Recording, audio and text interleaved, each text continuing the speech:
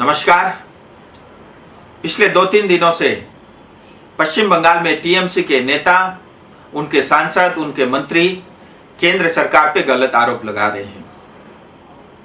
मैंने देखा कि नॉर्थ बंगाल में, विशेष करके दार्जिलिंग में, जो टीएमसी के सांसद है, नेता है, वो प्रेस कॉन्फ्रेंस करके केंद्र सरकार पे झूठे और गलत आरोप लगा रही है। उनका यह कहना है कि इस कोरोना संकट के समय में केंद्र सरकार ने पश्चिम बंगाल की जनता और सरकार को मदद नहीं की। मैं हमारी आम जनता से कहना चाहता हूं, ये सारे आरोप झूठे हैं, बेबुनियाद है, सच से परे हैं। वास्तविकता कुछ और है। मुझे लगा हमारी जनता को सच जानने का अधिकार है, इसलिए कुछ आंकड़े मैं आपके सामने लेकर के आया।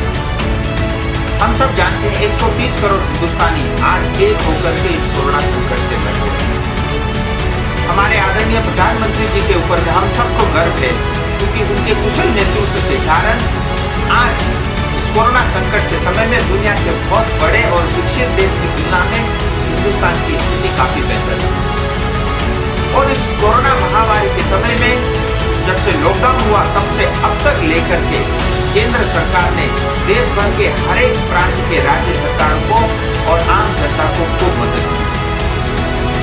मैं कुछ आंकड़े आपके सामने लेकर के आया हूं कि पश्चिम बंगाल की जनता को, पश्चिम बंगाल की सरकार को किस किस रूप में अब तक कितनी मदद केंद्र सरकार की तरफ से हुई है। हम सब जानते हैं N95 मास्क और पीपीई किट, इसकी बहुत कमी खलती थी शुरुआत में। मैं शुरुआत यहीं से करना चाहता हूं। देखिए, आज तक केंद्र सरकार की तरफ से पश्चिम बंगाल सरकार को N95 मास्क 9,16,000 N95 मास्क अब तक केंद्र सरकार दे चुकी है। इतना ही नहीं, पीपीई किट 6,06,000 से ज्यादा पीपीई किट पश्चिम बंगाल पहुंच चुकी है। हाइड्रोक्लोरोक्विन टेबलेट, जिस दवाई की हम बात करते थे, 23,50,000 से ज्यादा दवाई पश्चिम बंगाल पहुंच चुकी है केंद्र सरकार की तरफ से। आज पश्चिम बंगाल में 36 ICMR टेस्टिंग लैब चालू है, जिसमें से सरकारी भी है, कुछ प्राइवेट लैब भी है। ये भी केंद्र सरकार की देन है। इतना ही नहीं, हम सब जानते हैं जिस पीएम केयर में लोगों ने अलग अलग जगह से, देश भर से, दुनिया भर से जो डोनेशन आए, उस पैसे से आज जो है देश भर में चिकित्सा व्यवस्था को बेहतर करने का काम चल रहा है। बहुत सारे मेडिकल के इक्विपमेंट और मशीनें खरीद करके अलग अलग प्रांतों में भेजा जा रहा है। इसके अंतर्गत पश्चिम बंगाल सरकार को भी 300 वेंटिलेटर अलॉटमेंट हुए हैं और इसमें से जो है 75 पश्चिम बंगाल सरकार को डिलीवर हो चुका है, 225 अभी रास्ते में। इसमें से बहुत सारे वेंटिलेटर और मशीन हमारे क्षेत्र को भी मिलेगी। इतना ही नहीं, 3 अप्रैल 2020 को 417 करोड़ रुपया, 417 करोड़ रुपीस पश्चिम बंगाल सरकार को केंद्र की तरफ से एडवांस के रूप में under state disaster risk management fund यानी SDRF फंड के अंतर्गत 417 करोड़ रुपए 3 अप्रैल 2020 को ही दे दिया गया। ये पैसा वहां पे क्वारंटीन सेंटर बनाने के लिए और मेडिकल फैसिलिटी को इंप्रूव करने के लिए दिया गया। इतना ही नहीं, 13 मई 2020 को अतिरिक्त additional 53 crore rupees, 53 crore rupees ये माइग्रेंट वर्कर की वेलफेयर के लिए केंद्र सरकार की तरफ से पश्चिम बंगाल सरकार को मिला। इतना ही नहीं, हम सब जानते हैं इस कोरोना संकट के समय में उज्ज्वला योजना के अंतर्गत देश भर में फ्री में जो है गैस के सिलेंडर दिए गए और इस स्कीम के अंतर्गत पश्चिम बंगाल में भी 88 लाख लोगों को, परिवारों को फ्री में गैस सिलेंडर मिला है और इस 88 लाख में से नॉर्थ बंगाल में 22 लाख परिवारों को इसकी मदद मिली है।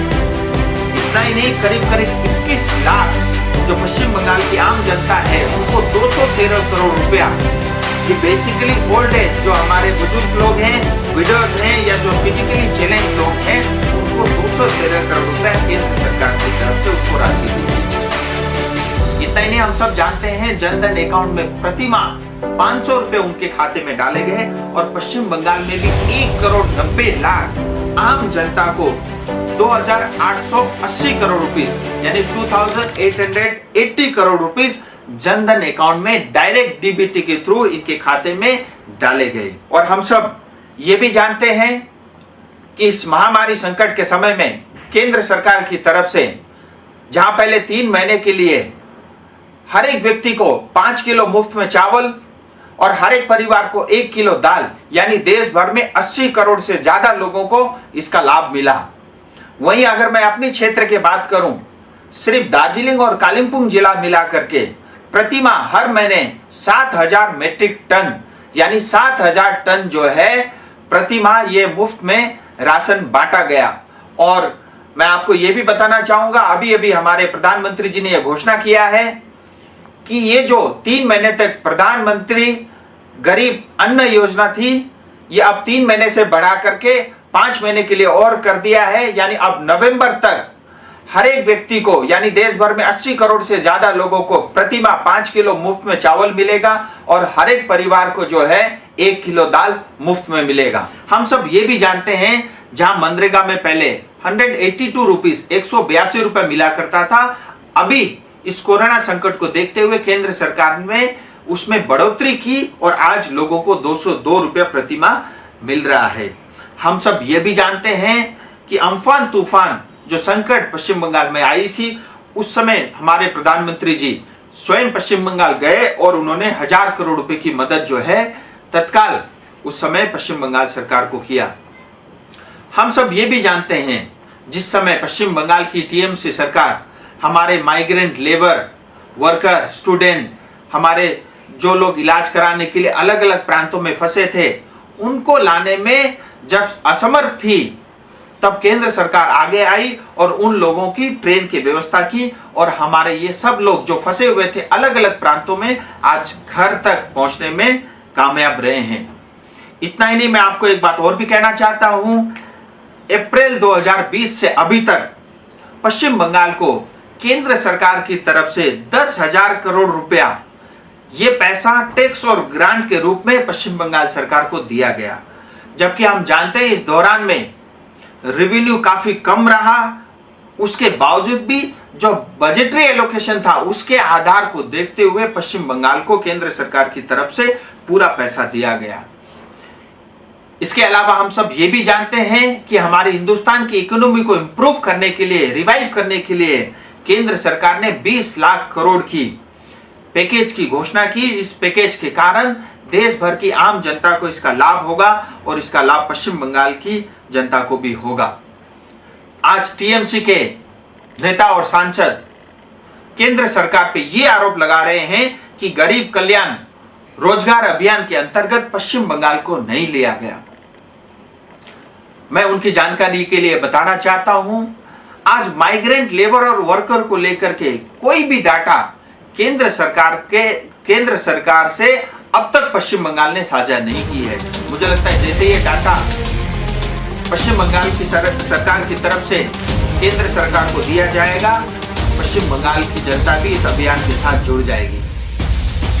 इस तरह से day one से जब से लॉकडाउन हुआ अब तक पश्चिम बंगाल की आम जनता और पश्चिम बंगाल की सरकार के लिए केंद्र सरकार ने बहुत मदद की। आज टीएमसी के नेता, सांसद और उनके मंत्रियों को तकलीफ इस बात की है क्योंकि इसमें से बहुत सारी मदद इसकी डायरेक्ट आम जनता तक पहुंची और जिस मात्रा में, जिस पैमाने में वो भ्रष्टाचार करना चाहते थे उनको मौका नहीं, जिस मात्रा में वो कट मनी लेना चाहते थे उनको इस चीज का मौका नहीं, इसलिए उनके पेट में आज तकलीफ। हम सब जानते हैं कि पश्चिम बंगाल में जहां 34 वर्ष तक सीपीएम का राज था, तब पश्चिम बंगाल के ऊपर में 1,90,000 करोड़ का कर्जा था। आज पिछले 9 साल में वो कर्जा बढ़ के 4,75,000 करोड़ हो गया।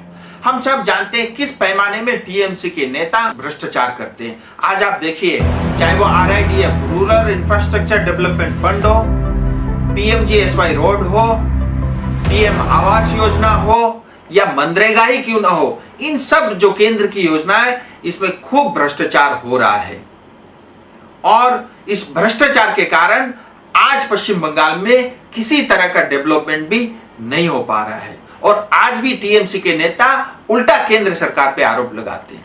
मैं आपसे पूछना चाहता हूं, अगर आज भी आप हमारी जनता के प्रति ईमानदार है तो आप अपने मुख्यमंत्री जी से कहिए कि पश्चिम बंगाल में आयुष्मान भारत लागू करें, पश्चिम बंगाल के अंदर में किसान सम्मान निधि जिसके अंतर्गत हर एक किसान को हर साल 6,000 रुपए मिलता है, आप ये स्कीम लागू करें। मुझे पता है आप ये सब नहीं करेंगे, क्योंकि जिस स्कीम के थ्रू केंद्र सरकार की तरफ से डायरेक्ट पैसा आम जनता तक पहुंचता है, उसको टीएमसी के नेता और उनके मंत्री उस स्कीम को साफ साफ मना कर देते। मुझे लगा ये सब तथ्य, सच्चाई हमारी जनता तक मैं रखूं, इसके लिए मैंने प्रयास किया। आप सबका बहुत बहुत धन्यवाद। जय हिंद, जय भारत।